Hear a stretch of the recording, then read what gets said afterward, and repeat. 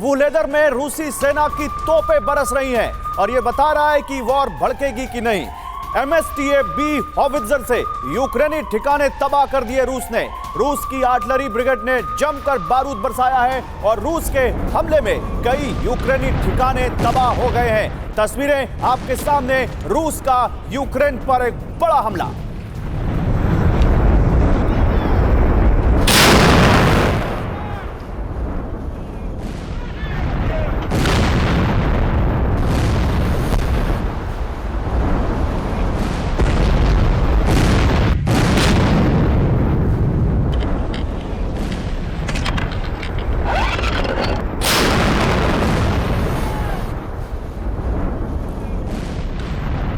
जल्दी से एक और बड़ी खबर आपको दिखाते हैं। वुलेदर में रूस के हमलों का करारा जवाब आपको दिखाते हैं। वुलेदर में रूस के हमलों का कैसे करारा जवाब दिया यूक्रेन ने रूसी सेना पर जबरदस्त एयर अटैक किया। वॉर फ्रंट लाइन पर Mi-8S हेलीकॉप्टर ने मिसाइलें दागी हैं। यूक्रेनी हेलीकॉप्टर का बेहद कम ऊंचाई से हमला देखिए। ये आपको यूक्रेनी हेलीकॉप्टर कैसे बेहद कम ऊंचाई से आग बरसा रहा है उसकी तस्वीरें हैं। ये Mi-8S है जो रूस के ठिकानों पर आग बरसाता हुआ दिखा।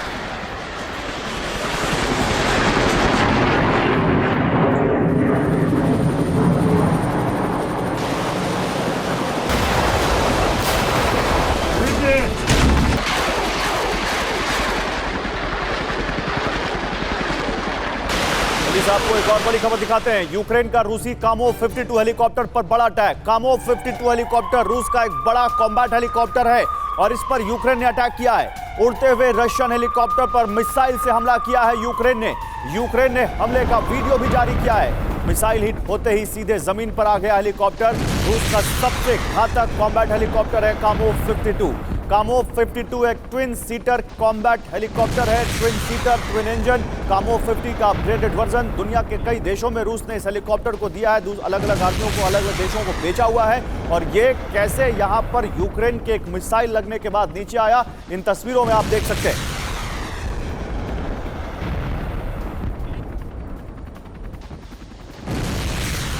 यूक्रेनी सैनिकों ने रूसी इन्फेंट्री व्हीकल को तबाह कर दिया। ATGM से एंटी टैंक गाइडेड मिसाइल से हमले कर 2 IFV इन्फेंट्री फाइटिंग व्हीकल के परखच्चे उड़ा दिए यूक्रेन ने। डोनेट्स्क में भी यूक्रेन ने रूसी T-80 टैंक को उड़ा दिया है। धू कर जलते दिखे रूस के टैंक और इन्फेंट्री व्हीकल।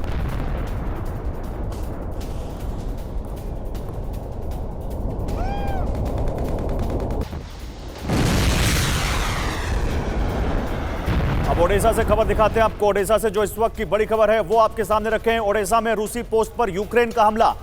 रूसी पोस्ट पर यूक्रेन ने बड़ा हमला किया। ओडेसा में 35th मरीन ब्रिगेड ने यह अटैक किया है। बेहद करीब से फायरिंग कर रहे हैं यूक्रेनी जवान। रूसी पोस्ट पर कब्जे की कोशिश में है यूक्रेनी सैनिक। देखिए कितने करीब से हमला किया गया है। बेहद करीब से फायरिंग करते दिखे यूक्रेनी जवान।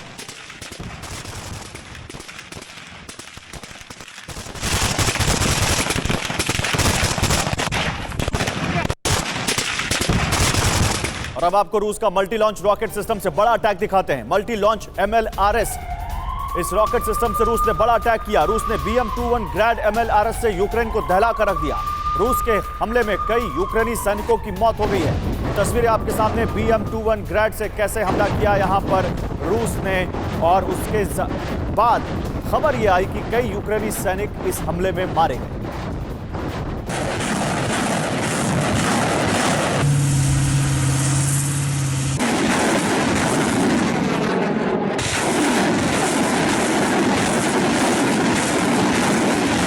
तीन तस्वीरें तीन खबरों के साथ आपके सामने एक बार फिर लेकर आते हैं। फिर खलनायक की बात होगी। देखिए ATGM से हमले कर 2 IFV के परखच्चे उड़ा दिए यहां पर यूक्रेन ने, और रूस के T-80 टैंक को भी उड़ाया। दूसरी तरफ बेहद करीबी से फायरिंग करते दिखे यूक्रेनी जवान। बेहद करीब से वो वहां पर रूसी पोस्ट पर कब्जे की कोशिश में दिखे। इसी बीच एक तस्वीर वो आती है जो बताती है कि कैसे यहां एक मल्टी लॉन्च रॉकेट सिस्टम से रूस ने एक बार फिर यूक्रेन के कई ठिकानों पर बारूद बरसा दिया, जिसकी वजह से कई यूक्रेनी सैनिकों की मौत हो गई इस हमले में।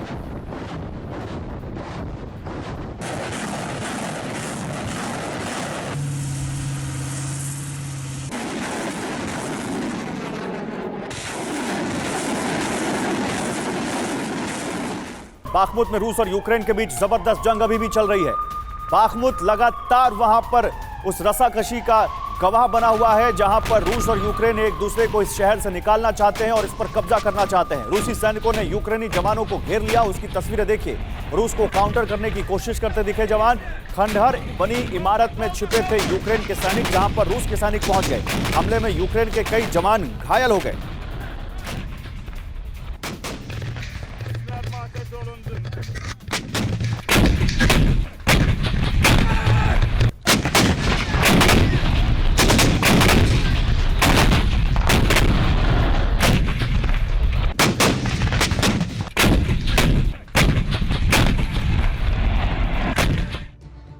और देखिए एक और बड़ी खबर, यूक्रेन का रूसी ठिकानों पर विध्वंसक प्रहार आपको दिखाते हैं।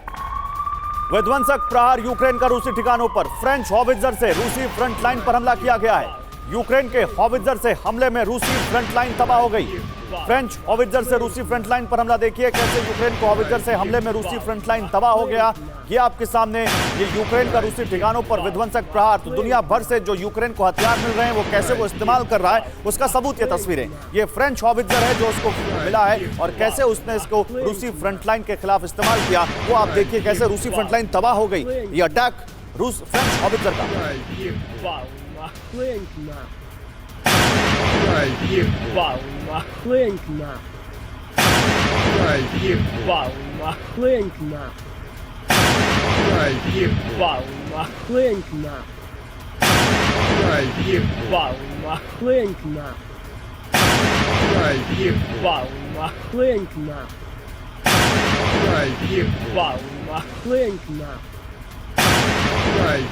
और एक और बड़ी खबर है, देखिए रूस से युद्ध में एक्शन में यूक्रेनी एमएलआरएस। रूसी कब्जे वाले इलाके पर यूक्रेनी एमएलआरएस का हमला देखिए।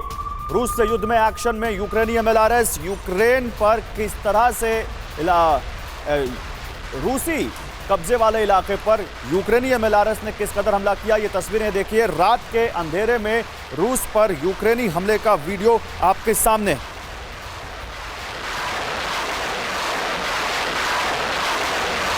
जिनपिंग का दौरा आज पूरी दुनिया में सुर्खियां बना हुआ है। जिनपिंग क्या खलनायक बनकर आएंगे? क्या ये वॉर और भड़केगी या वाकई में उनका शांति का कोई मकसद है? जल्दी से इन खबरों पर आते हैं और फिर अपने तमाम एक्सपर्ट से बात करते हैं। जंग के बीच 3 दिवसीय दौरे पर मॉस्को पहुंच चुके हैं जिनपिंग और आज इसी दौरे पर चाहे अमेरिका हो, ब्रिटेन हो, ईरान हो, इजराइल हो, सब देख रहे हैं कि जिनपिंग वहां क्या कर रहे हैं। मॉस्को जब पहुंचे जिनपिंग तो उनके लिए भव्य स्वागत की तैयारियां थी। उनका भव्य स्वागत किया गया। मॉस्को एयरपोर्ट पर बैंड बाजा और डिप्लोमेट्स की बारात लगी हुई थी। चीन ने शी के दौरे को बताया फ्रेंडशिप ट्रिप। 22 मार्च तक शी जिनपिंग मॉस्को में होंगे, क्या कहें रूस में होंगे और ये दौरा उनका जो होगा, वॉर की टाइमिंग बहुत अहम है। जिनपिंग जाएं उससे बड़ी बात है कि उनकी टाइमिंग क्या है। आज जब जिनपिंग वहां पर पहुंचे हैं उस वक्त भी रूस यूक्रेन 13 महीनों से एक जंग लड़ रहे हैं और जिनपिंग किस तरफ हैं सबको मालूम है। क्या जिनपिंग इस वॉर में कुछ ऐसा लेकर आएंगे जो इस वॉर की आग को कम करेगा या जिनपिंग कुछ ऐसा बारूद डालेंगे, कुछ ऐसा इसमें मसाला डालेंगे कि ये इस वॉर को और भड़काएगा? आज सबसे बड़ा सवाल यही है। और देखिए इस बीच एक और बड़ी खबर है, मॉस्को पहुंचते ही दुनिया को जिनपिंग का संदेश। मुझे यकीन है कि मेरी रूस यात्रा सफल साबित होगी, यह कहा है जिनपिंग ने।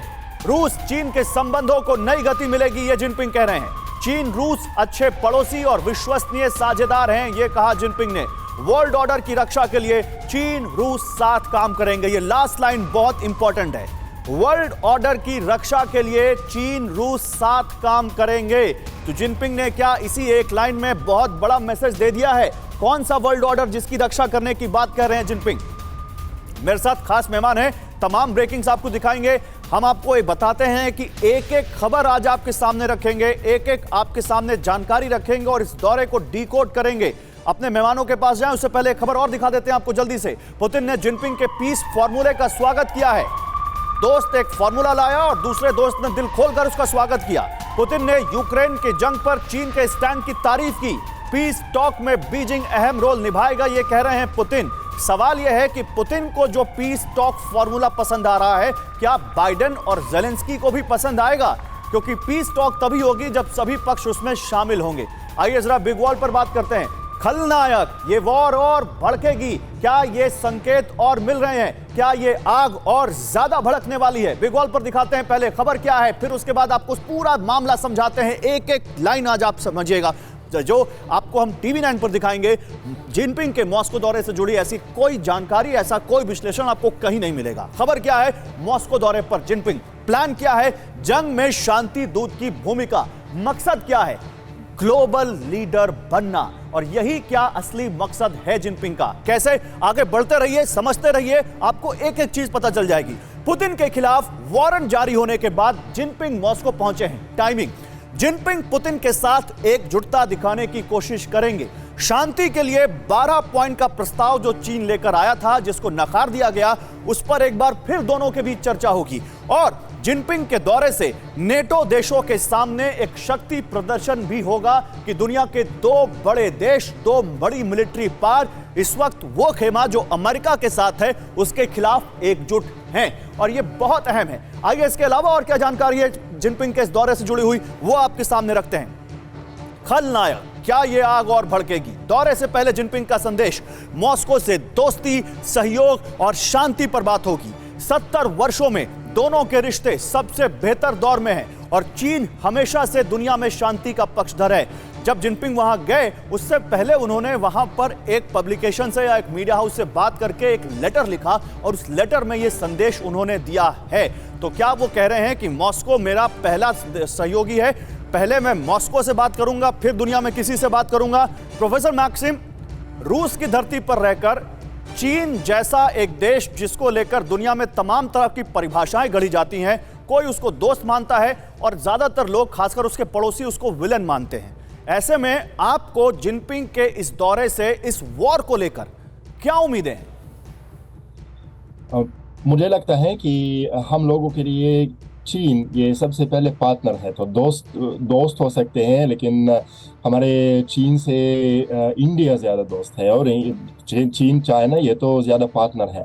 और मुझे लगता है कि सी जिनपिंग अभी तो एक दोस्ताना ट्रिप में आ रहे हैं रूस को, और मतलब दोस्ती बनाने के लिए आ रहे हैं। ऐसा क्यों? क्योंकि अभी ये युद्ध के कारण दुनिया में रूस के कम दोस्त है। इंडिया तो है, और चाइना भी दोस्ती बनाने वाले हैं। और ऐसा क्यों? क्योंकि हम लोग, मैंने पहले कहा इस चैनल पर 2 घंटे पहले कि हम लोग शांति वार्ता की इंतज़ार कर रहे हैं रूस में, क्योंकि हम लोगों के लिए शांति एक आवश्यक चीज़ है। और सी जिनपिंग ने कहा कि उनके पास एक स्पेशल पीस फॉर्मूला है, तो इसलिए बिल्कुल पुतिन जी के साथ वो बातचीत करेंगे। और शायद, लेकिन प्रोफेसर मैक्सिम, क्या रूस को इस शांति के लिए चीन की जरूरत है, बीजिंग की जरूरत है, जिसके पता नहीं कितने देशों से खुद ही विवाद चल रहे हैं, आज तक कोई शांति नहीं कर पाया वो? हाँ, ये तो है। एटलीस्ट मतलब हम लोग कुछ करने की कोशिश कर सकते हैं, क्योंकि अभी तो पश्चिमी देशों में कोई भरोसा नहीं रखते हैं रूसी लोग। और सिर्फ 2 देश हैं जो पोटेंशियली हमारे दोस्त हो सकते हैं, और सबसे पहले ये इंडिया है, और वो पोटेंशियली नहीं, ये हमारे मित्र हैं पुराने समय से। और दूसरे देश ये चीन हो सकते हैं, क्योंकि चीन के साथ ज़्यादा कोऑपरेशन कर रहे हैं अभी। देखिए, मैंने पहले भी कहा कि मैं एजुकेशन क्षेत्र में काम करता हूँ रूस में, और हम लोगों के लिए ये युद्ध, मतलब मेरे क्षेत्र के लिए युद्ध दिक्कत है, समस्या है। और ऐसा क्यों? क्योंकि हमारे पास पहले अलग अलग देशों से बहुत अच्छे रिश्ते थे, अमेरिका के साथ, यूरोप के साथ, लेकिन अभी कोई रिश्ते नहीं है, सब समाप्त हो गया था युद्ध के कारण। तो अभी सिर्फ 2-3 देशों के साथ कोऑपरेशन कर रहे हैं, तो इसीलिए दोस्ती बनाना वो आवश्यक। चलिए, आप कह रहे हैं दोस्ती में बुराई क्या है, लेकिन सवाल ये है कि इस दोस्ती से रूस को मिलेगा क्या? मैं आता हूं आपके पास, और आपके पास आकर मैं इस बारे में और सवाल जवाब करूंगा। बड़ी इंटरेस्टिंग, आप इस वक्त मॉस्को से हमें बातें बता रहे हैं। मनीष झा भी इस वक्त हमारे साथ हैं, हमारे तमाम मेहमान भी हैं, लेकिन जरा हम आपको दिखाते हैं पुतिन को जिनपिंग से उम्मीदें क्या हैं। क्या रूस को जो उम्मीदें हैं वो उम्मीदें पूरी होंगी? पहली उम्मीद, अमेरिका के खिलाफ हर हाल में रूस के साथ रहेंगे जिनपिंग, और रूस को यह साथ चाहिए, वक्त की उनकी सबसे बड़ी मांग है। बदलते वर्ल्ड ऑर्डर में रूस प्लस चीन सबसे मजबूत खेमा बन सकता है, यह पुतिन को उम्मीद है। पीस टॉक को आगे बढ़ाने में चीन का बड़ा योगदान हो सकता है। Quote unquote piece talk Putin के मुताबिक। उसके अलावा रसोफोबिया को खत्म करने में खास किरदार निभाएंगे जिनपिंग और पश्चिमी प्रतिबंधों के खिलाफ रूसी अर्थव्यवस्था को चीन सबसे बड़ा सपोर्ट दे रहा है, उसको अनलिमिटेड उसका ऑयल क्रूड सब खरीदते हुए और आगे भी देता रहेगा, ये पुतिन को उनके इस दौरे से उम्मीद है।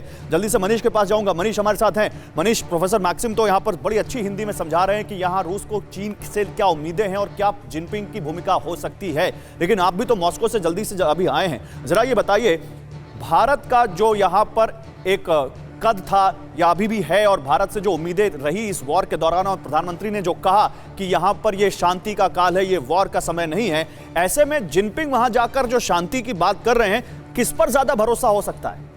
देखिए, भले ही चीन ये बात कहता हो कि शी जिनपिंग का ये दौरा फ्रेंडशिप ट्रिप है, मैं इसको अपॉर्चुनिटी ट्रिप के तौर पर देख रहा हूं। और क्यों देख रहा हूं मैं बताऊं। याद करिए G20 के विदेश मंत्रियों का सम्मेलन हुआ, जो काम पूरी दुनिया में किसी ने नहीं किया। रूस और अमेरिका के विदेश मंत्री कहां मिले? तो भारत में मिले। जब ये उम्मीद बनने लगी थी कि आने वाले कुछ समय में भारत इसमें मध्यस्थ के तौर पर शांतिपूर्वक कोई समाधान निकाल सकता है, तो चीन को लगा कि अगर ऐसा हो गया तो फिर क्या होगा, अगर ऐसा हुआ तो फिर चीन पीछे हट जाएगा और भारत एक ट्रू ग्लोबल लीडर के तौर पर निकलेगा। और यही वजह है कि आपने देखिए कि हड़बड़ी में चीन ने 12 सूत्री फॉर्मूला दिया, जिसे सीरियसली कोई नहीं ले रहा है। और वही दूसरी तरफ जब उसने देखा कि 12 सूत्री फॉर्मूला को कोई खरीदने वाला नहीं है, तो फिर शी जिनपिंग ने तुरंत ही मॉस्को जाने का ऐलान किया है। लेकिन हाँ, चूंकि अपॉर्चुनिटी ट्रिप इसलिए है क्योंकि रूस को भी अभी चीन का साथ चाहिए। बीते एक साल में बेलारूस के राष्ट्रपति को छोड़ दें तो सबसे बड़े कद का नेता अगर कोई इस वक्त मॉस्को में पहुंचा एक साल में, तो वो शी जिनपिंग है। और इस वक्त तमाम तरह की मदद की जरूरत है रूस को। बिल्कुल, जिनपिंग के रूस दौरे के बीच चीनी विदेश मंत्रालय का बड़ा बयान आ गया है और यह बयान बहुत अहम है। जिनपिंग के रूस दौरे के बीच चीनी विदेश मंत्रालय का बयान, इंटरनेशनल क्रिमिनल कोर्ट को किसी भी देश के प्रमुख का सम्मान करना चाहिए। यानी एक बात साफ है कि चीन ने आईसीसी के फैसले के खिलाफ पुतिन का साथ दिया है। हाल ही में आईसीसी ने पुतिन के खिलाफ अरेस्ट वारंट जारी किया है, जिसके खिलाफ रूस के साथ खड़ा दिखता हुआ चीन। और इसके अलावा एक और बड़ी खबर है, जल्दी से वो खबर देख लीजिए। 70 साल में सबसे बेहतर दौर में है इस वक्त बीजिंग और मॉस्को के रिश्ते। तो दुश्मन का दुश्मन दोस्त होता है, यह आपने सुना था, लेकिन आज ऐसा लगता है कि यही चीज यहां रूस और चीन को या कहें बीजिंग और मॉस्को को करीब ले आई है। जिनपिंग का रूस के बड़े अखबार को इंटरव्यू में दावा, अब रूस का चीन से रिश्ता सबसे मजबूत, यह कहा जिनपिंग ने। 10 साल में 8 बार मॉस्को आया और हर बार रिश्ते मजबूत हुए। इस बार मॉस्को से दोस्ती, सहयोग और शांति पर बात होगी, यह कहा है जिनपिंग ने। जल्दी से आपको बताते हैं, जिनपिंग ये जो कह रहे हैं कि ये दोस्ती और मजबूत होगी, ये दोस्ती कहीं किसी के लिए और ज्यादा खतरनाक तो नहीं हो जाएगी, ये दोस्ती कहीं किसी और के लिए बड़ी मुसीबत और मुसीबत का सबब तो नहीं बन जाएगी। आइए बिग वॉल पर बात करते हैं। ये दोस्ती हम नहीं तोड़ेंगे। जरा देखिए ध्यान से, 10 साल यानी जब क्रीमिया नहीं हुआ था उसके पहले की एक बड़ी इंटरेस्टिंग रिपोर्ट हम लेकर आए हैं। पुतिन और जिनपिंग आज के दोस्त नहीं है, बहुत पुराने दोस्त हैं। मार्च 2013 राष्ट्रपति बनने के बाद जिनपिंग रूस गए, दोनों के बीच पहली बार मुलाकात हुई।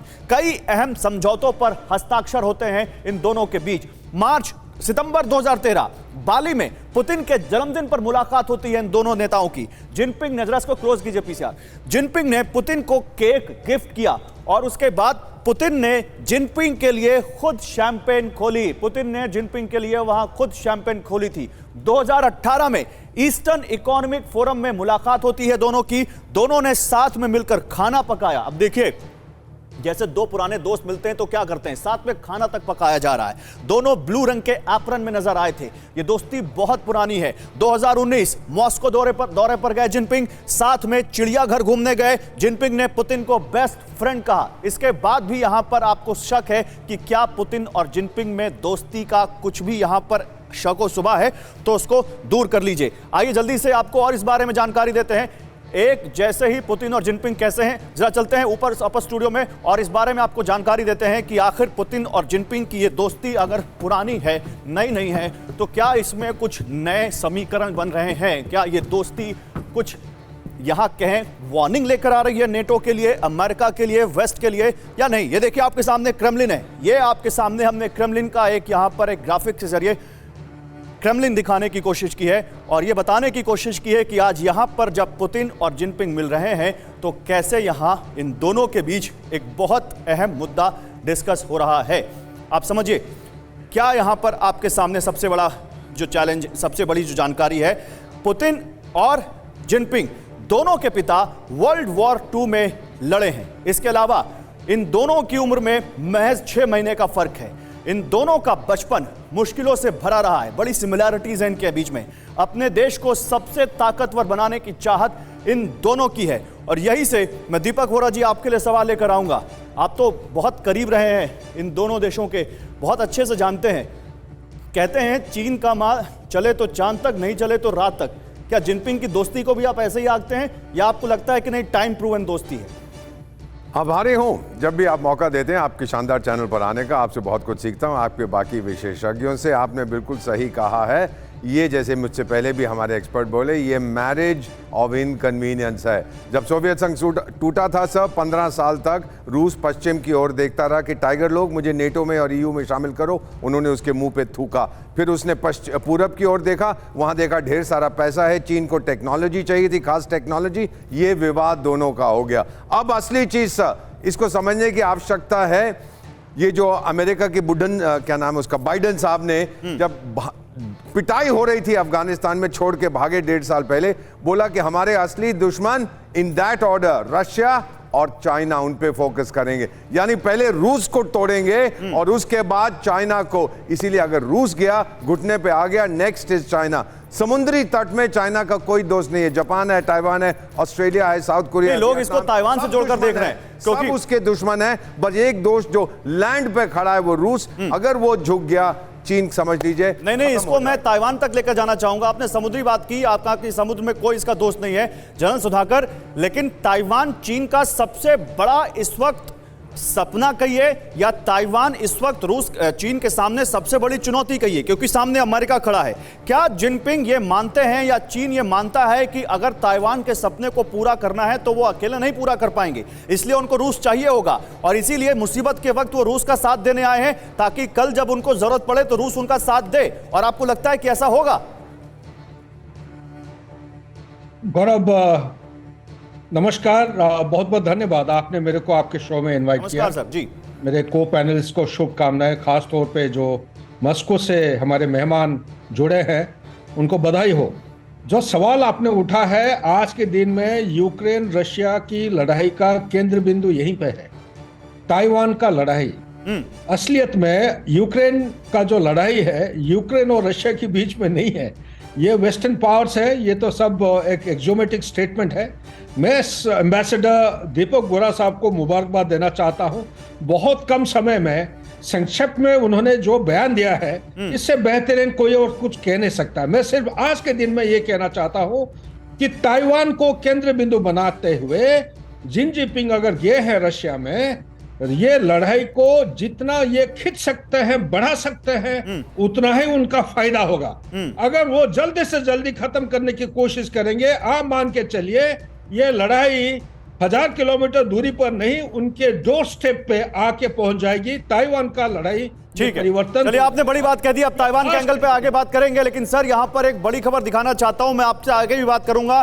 ताइवान का जिक्र आता है तो अपने आप वहां पर वेस्ट आ जाता है। दुनिया में एंटी वेस्ट खेमा बना सकते हैं जिनपिंग, चीन, रूस और ईरान के साथ नॉर्थ कोरिया, और यही इस वक्त वेस्ट की सबसे बड़ी टेंशन है। क्या जिनपिंग और पुतिन मिलकर गैर नेटो, गैर अमेरिकी एक ऐसा खेमा बना रहे हैं जो उतना ही पावरफुल होगा, जो उतना ही ज्यादा इंपैक्टफुल होगा और जो उतना ही ज्यादा दुनिया में एक्सेप्टेबल होगा?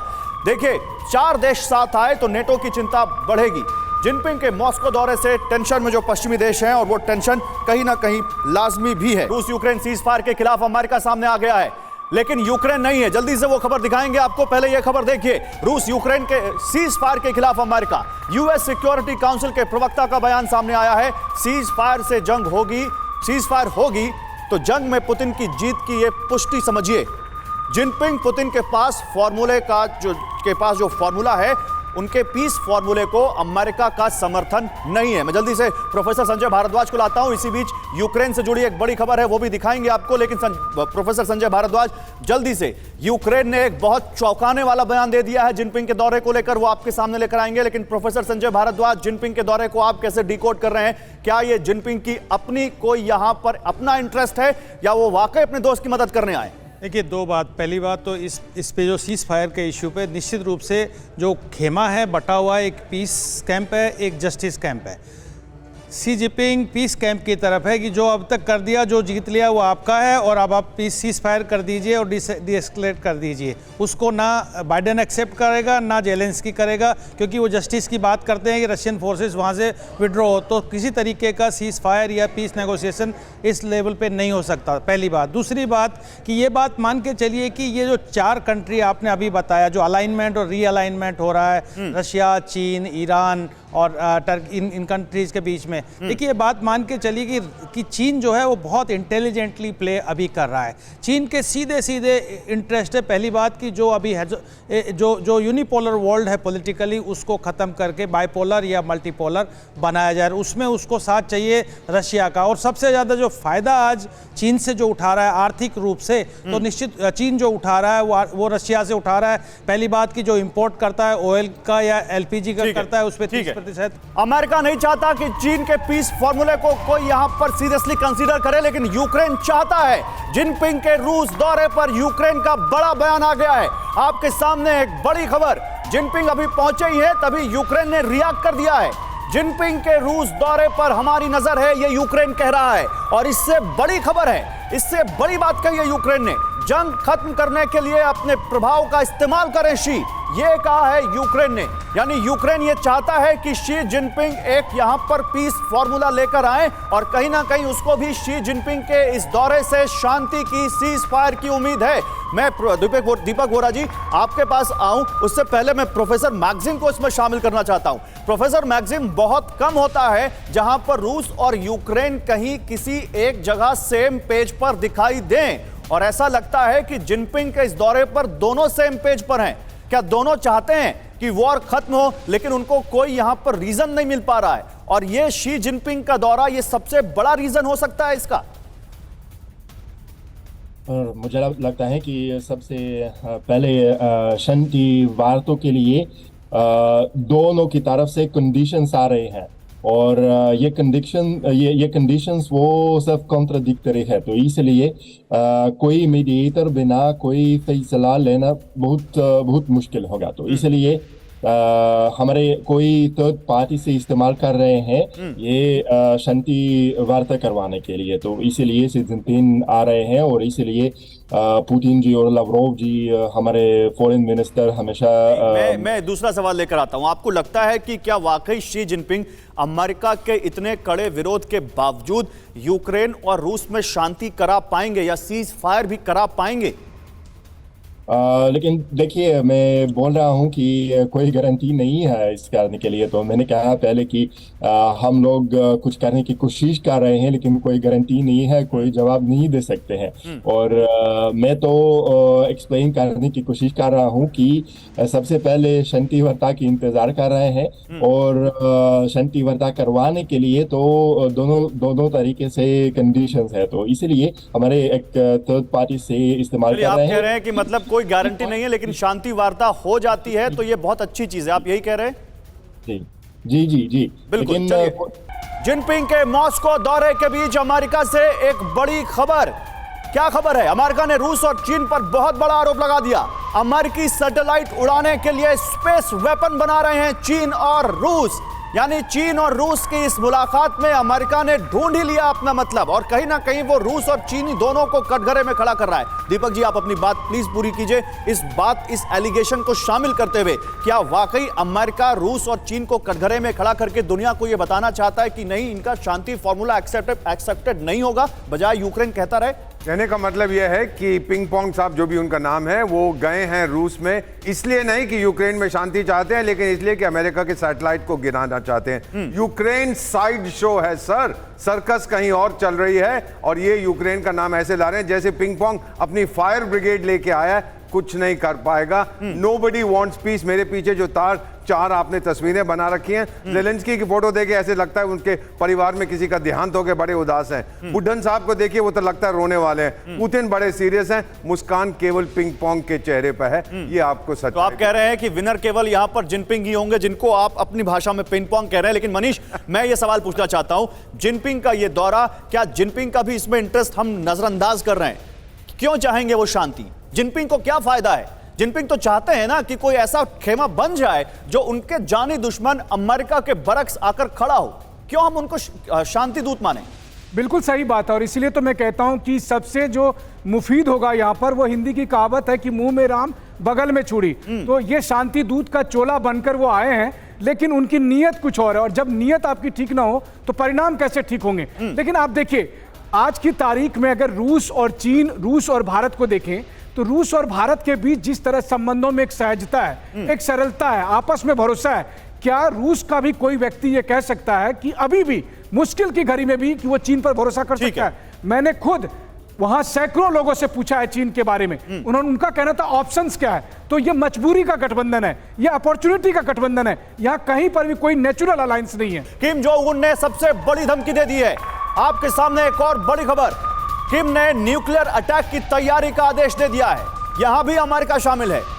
अमेरिका साउथ कोरिया के खिलाफ न्यूक्लियर अटैक की तैयारी के आदेश दिए जा चुके हैं। एक दूसरे कोने में एक वॉर, एक कोने में दुनिया में चल रही है, दूसरे कोने में वॉर बिल्कुल तैयार खड़ी है। नॉर्थ कोरिया के स्टेट मीडिया KCNA के हवाले से यह बड़ी खबर है। ये खलनायक एक और आपके सामने है, और जो खलनायक जिनकी हम बात कर रहे हैं, जिनके हम दौरे की बात कर रहे हैं, उनका बहुत करीबी है, और उन्हीं को वही सबसे ज्यादा इसको पाल रहे हैं, मदद दे रहे हैं। आइए आपके सामने बिग वॉल पर आप बड़ी खबर नंबर 1, ये चीन प्लस रूस प्लस ईरान नॉर्थ कोरिया का गठबंधन बनेगा। तो नॉर्थ कोरिया यहां भी आ गया, इसीलिए मैं कह रहा हूं कि इस खबर को वॉर से बिल्कुल अलग करके मत देखिए। नंबर 2, रूस पर यूरोप का दबाव पहले से और ज्यादा कम होगा। नंबर 3, चीन की मौजूदगी से बहुत से पश्चिमी देश रूस का विरोध नहीं करेंगे। नंबर 4, रूस की मारक क्षमता और ज्यादा बढ़ जाएगी चीन के साथ आने से। इसी बीच एक और बड़ी खबर देख लीजिए, और यह खबर बताती है कि कैसे बहुत फूक कर कदम रखे जा रहे हैं इस वॉर में। आपके सामने ब्रेकिंग न्यूज, जिनपिंग के रूस दौरे के बीच पुतिन ने एक बहुत बड़ा ऐलान कर दिया है, और वो ऐलान आप सबसे जुड़ा भी हुआ है। कैसे, मैं समझाऊंगा। रूस में सरकारी कर्मचारियों के आईफोन इस्तेमाल पर बैन लगा दिया गया है। अमेरिकी कंपनी होने की वजह से रूस को इससे जासूसी का डर है। यह कहा गया है क्रेमलिन की तरफ से कि सभी कर्मचारी 31 मार्च तक अपने आईफोन का इस्तेमाल बंद करें। आईफोन, जो कि दुनिया में सबसे सेफ फोन माना जाता है इस तरह के मामलों के अगेंस्ट, जासूसी और हैकिंग के अगेंस्ट, उसको कहा गया है कि अमेरिका स्नूपिंग कर सकता है। अभी तक जासूसी का पूरा जो आरोप लगता था या तमगा था वो चीन के ऊपर था, और अब यहां पर इस तरह का आदेश। मैं प्रोफेसर संजय भारद्वाज आपके पास आऊंगा। प्रोफेसर संजय भारद्वाज, ये आईफोन चलता रहेगा, ये दुनिया में एक दूसरे को कहीं ना कहीं मैसेज भी देते हैं। बड़ा सवाल यह है कि क्या वाकई नॉर्थ कोरिया, ईरान, चीन, रूस, बेलारूस, इस तरह के कंट्री साथ आ रहे हैं? क्या वाकई अमेरिका के बरक्स, अमेरिका के खिलाफ एक बड़ा खेमा खड़ा हो रहा है? और क्या दुनिया में पहली बार ऐसा लग रहा है जब से अमेरिका की सुप्रीमेसी हमने देखी है कि अमेरिका की सुप्रीमेसी को एक सीरियस चैलेंज मिल रहा है? गौरव जी, मुझे अपनी बात पूरी करने देना। पहली बात कि आपने जिन भी देशों का नाम लिया, north Korea, Iran, Russia, China, ये क्या है? सब रॉक स्टेट हैं। और ये बात मान के चलिए कि नॉर्थ कोरिया का चाहे न्यूक्लियर प्रोग्राम हो या मिसाइल का प्रोग्राम हो, सब चाइना एक उसके पीछे हाथ रहा है। चाइना ने न्यूक्लियराइजेशन और आर्म्स प्रोलिफरेशन में पूरे एशिया में एक बड़ा रोल निभाया है, नकारात्मक रोल निभाया। अब ये जो जिनपिंग गए हैं, ये सेट ऑब्जेक्टिव के साथ गए हैं। पहली बात, ये अपने आप को अपना जो एक काउंटर बैलेंस क्रिएट करना चाह रहे हैं इंडो पैसिफिक रीजन में क्वाड के खिलाफ, तो उसमें रशिया का साथ चाहिए। दूसरा, जो अभी इकोनॉमिक स्लो डाउन हो रहा है, उसमें वो रशिया से फ़ायदा ले रहे हैं। ट्रेड जो आप 198 बिलियन डॉलर का ट्रेड हो चुका है, उसको 400 बिलियन डॉलर का ट्रेड करने का मकसद है। तीसरी बात कि जो अलायंस इनका उभर रहा है, देखिए सी जिनपिंग बेसिकली पीस की बात, ये तो बहाना है। रशिया जो चाहता था वो पूरा सपोर्ट। पीस की बात बहाना है, तो आखिर जिनपिंग का क्या निशाना है? जल्दी से। मैं वही कह रहा हूं ना, जिनपिंग को बेसिकली अपने आप को मजबूत करना है और इनका सबका लीडर बनना है, क्योंकि आर्थिक तो केवल बहाना है। जिनपिंग को खुद को मजबूत बनाना है, खुद को वर्ल्ड लीडर बनाना है। जिनपिंग के मॉस्को दौरे को लेकर एक बड़ी खबर है। भारत की ग्लोबल छवि से डर गए हैं जिनपिंग। यह खबर बड़ी इंटरेस्टिंग है। जिनपिंग के मॉस्को दौरे का एक एनालिसिस यह भी है। भारत की ग्लोबल छवि से डर गए थे जिनपिंग। दुनिया में भारत की जय जयकार से जिनपिंग को हुई जलन। खुद को ग्लोबल लीडर बनाने के लिए मॉस्को पहुंचे हैं, ताकि भारत की जो छवि इस वक्त बहुत ऊपर जा चुकी है दुनिया में, उसके बरक्स अपने आप को खड़ा कर सकें। जिनपिंग पीस टॉक के सहारे दुनिया के नायक बनना चाहते हैं और कहीं ना कहीं वो भी इसका एक मकसद है। आइए आपको इस दौरे की और कुछ वजह बताते हैं बिग वॉल पर। क्या यहां पर दुनिया मान रही थी और क्या यहां जिनपिंग चाहते हैं, जल्दी से आपके सामने यहां पर इससे जुड़े कुछ जानकारियां रखते हैं। देखिए, बड़ी खबर जिनपिंग के मॉस्को दौरे से जुड़ी एक बड़ी वजह है। जिनपिंग क्या प्रधानमंत्री नरेंद्र मोदी के बढ़ते कद से डर गए हैं और इसलिए वो खुद को इस तरह की पीस टॉक में शामिल करके वर्ल्ड लीडर बनना चाहते हैं। आइए जल्दी से पीसीआर यहां पर दिखाइए जिनपिंग के मॉस्को दौरे की वजह। आप देखिए, दुनिया मान रही थी युद्ध रुकवाने में भारत अहम रोल निभाएगा। जिनपिंग को लगा सीज फायर करवाकर भारत कहीं ग्लोबल लीडर ना बन जाए, और भारत ग्लोबल लीडर बनता तो दुनिया में चीन दोयम दर्जे का माना जाता, या चीन के बरक्स या चीन के बराबर भारत का कद बहुत बड़ा होता। और इसीलिए हड़बड़ी में जिनपिंग ने 12 पॉइंट का पीस फॉर्मूला दिया और वो पीस फॉर्मूला रिजेक्ट हो गया। जब बात बनती नहीं दिखी तो खुद मॉस्को जाने का ऐलान कर दिया गया, क्योंकि ये प्रीपोन हुआ है दौरा, ये भी आपको मालूम होगा। चीन को हर हाल में रूस के जरिए यूरोप में पैठ बनानी थी और वो कहीं ना कहीं इसी में अब दिख रहे हैं ये करते हुए।